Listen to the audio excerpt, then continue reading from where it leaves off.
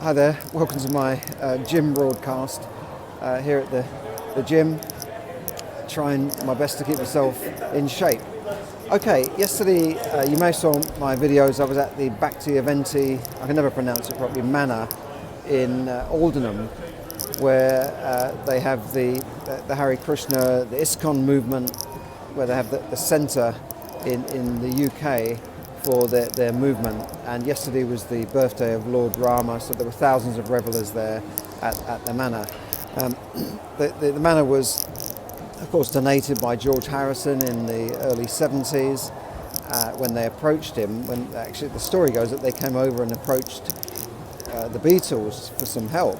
The movement started in America, and they just sort of looked for Apple Records in Savile Row and approached the Beatles for help. And I think they brought them some vegetarian food or something as a gift, but that's essentially the way they did it. There was no big plan, they just sort of went and asked. And it's like the old saying in the Bible, ask and it shall be given. And they got some help, and then George, I think the story goes he made an album, and from that album he donated the proceeds. And I'm not sure if it was All Things Must Pass, which included the song My Sweet Lord, or whether it was another album, I don't know. But I think George Harrison and some of the Beatles had the mentality that if you didn't have the money, you didn't have to take your own money, you could create the money. I think John Lennon had a saying where he said, he was asked, can we have a swimming pool? And he said, yeah, I'll write you one. So it was that mentality that the money's out there, they've just got to do something to get it, to provide a service or a song or something where they can get that money towards them. Anyway, yesterday was a great day, met some interesting people. One of the guys I met was a brain surgeon, a neurosurgeon that I've met several times when I'm there, and I had a longer chat with him yesterday, and he's an interesting guy. He's sort of semi-retired now. He does a few days a week to keep his hand in. He's only 60 years old, but he told me an interesting story because I got talking to him about his profession, and I knew someone that had a brain tumour and had an operation, but unfortunately she still died a year later. And I was talking about life and how one of the members of the community there, Shruti Dharma, suddenly had a brain tumour and eventually died. And this doctor said, yeah, he was the one who discovered it. He told him to get an MRI scan, and that's how it was discovered.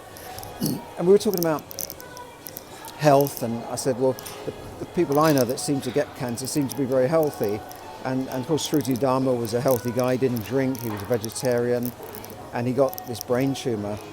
And the doctor said the only thing he could think that may have been detrimental to his health was the fact that he was always on the phone, and he was always had the phone next to his ear. Every time he saw him, he was on that phone 12 hours a day talking to people because he was busy. And he told him actually to hold the phone away from him, and he said, yeah, but I don't want everyone to hear my conversation.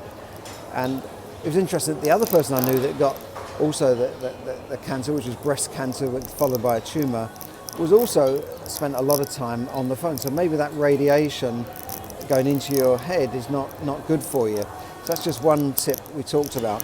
The other thing we talked about is life, and how you think you've got this plan ahead. You think, well, the next 5 years I'm going to do that, and then I'm going to go around the world.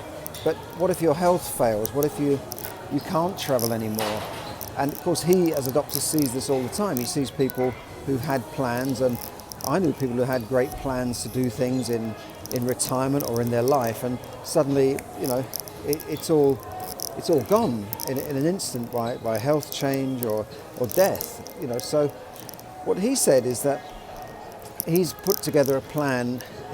It's a mental thing, really. That he said he's looked back and projected forward to his deathbed and said, what regrets would I have had? What regrets would I have on my deathbed? So he just meditated on it, thought about what it would be like on his deathbed and to have regrets, and what regrets would they be?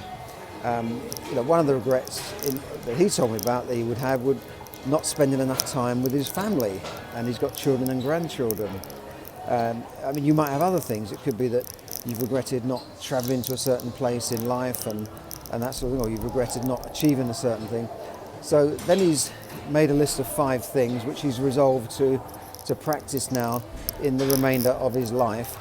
And so now, instead of saying, well, I'll see the family whenever, he makes a point of making sure that he sees the family and spends more quality time with the family on a regular basis. So what are your lists of things that you would regret if you were on your deathbed? I know it sounds a bit morbid, but this is just a projecting forward exercise. It's nothing new about this.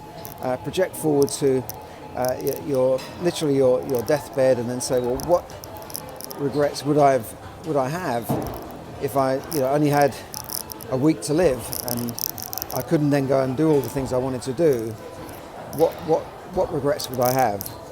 And then make a list of those things, and then resolve to sort those things out, to do those things whilst you're alive and whilst you're still healthy, assuming you are now while you're listening to this. So it's making the best of your life in a positive way, and making sure that you don't die with the music in you. And there's an old saying, isn't there? Nobody on their deathbed said, I wish I spent more time in the office, unless you were broke, I suppose. But it's just one of those things. And I think family and friends and that sort of thing are high on the list of most people's, not bucket lists, I guess, but things that they would have regretted not doing if they hadn't done. Maybe it's someone that you are not talking to, a family member, and you regret that you didn't sort things out. When I had a friend who died, and she'd fallen out with a very good friend, and it was so sad that she died and never made up. And I met that friend of hers, and she said, "Oh, Charles, why did we fall out over that silly thing? I so regret not seeing her and being able to spend time with her. And I didn't know she was, ill, but I do regret falling out with her. And it was a stupid thing. We should have just got together, made up, and cuddled and hugged and sorted it out." So don't be in that position yourself. Do that little exercise. So once again, it's projecting forward to a situation maybe on your deathbed, or when you've only got a certain amount of time to live, and think about what you would have regretted in your life not doing, and then make a list of those things and start to resolve them now. So thanks very much for listening, and I will speak to you again on the next video. This is Charles Kelly Money Tips. You can catch a lot of my videos on YouTube at Charles Kelly Money Tips, but I also put stuff out on iTunes, Spotify, all those sort of channels, and Facebook and Instagram and that sort of thing. So do check out my content, and like and share if you like this sort of thing. Thanks very much, and bye for now.